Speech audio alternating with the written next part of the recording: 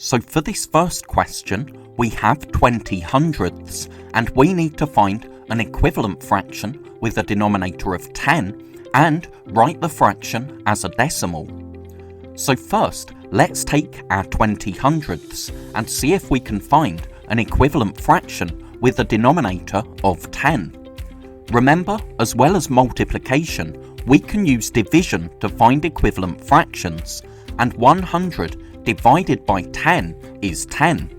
When we're finding equivalent fractions, what we do to the denominator, we need to do to the numerator as well, and 20 divided by 10 is 2.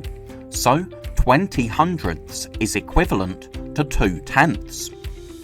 We can write 20 hundredths as 0.20. So, because there's a denominator of 100, we need 2 digits after the decimal point.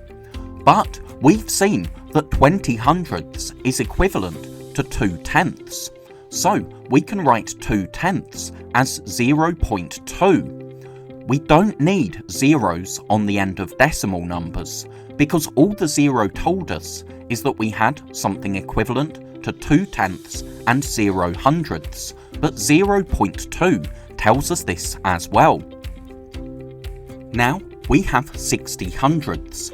First, let's find an equivalent fraction with a denominator of 10. 100 divided by 10 is 10, and what we do to the denominator, we do to the numerator as well, and 60 divided by 10 is 6. So 60 hundredths is equivalent to 6 tenths.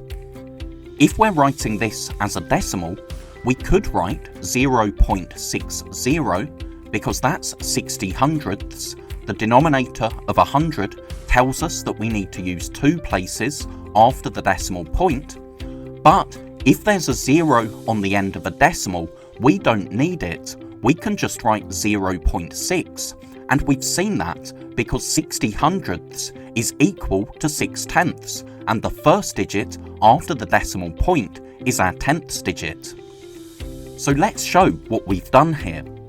First, we had 20 hundredths, but we saw that that was equivalent to 2 tenths. So, as a decimal, we could write that as 0.2. Then we had 60 hundredths, but we saw that that was equivalent to 6 tenths, so in decimal form could be written as 0.6. We can also show what we've done using place value counters. So for this first question, we started with 20 hundredths, but remember, 10 hundredths can be exchanged for 1 tenth. That gives us 2 tenths, or 0.2, as a decimal. Then we had 60 hundredths, but 10 hundredths can be exchanged for 1 tenth. So when we've exchanged all of our hundredths for tenths, we get 6 tenths, which can be written as 0.6. Thank you so much for watching. I really hope that was helpful. If you're a teacher or a parent, then please subscribe or go to keystage2maths.com to download resources for this lesson and many more. That's all for now. I'll see you in the next video.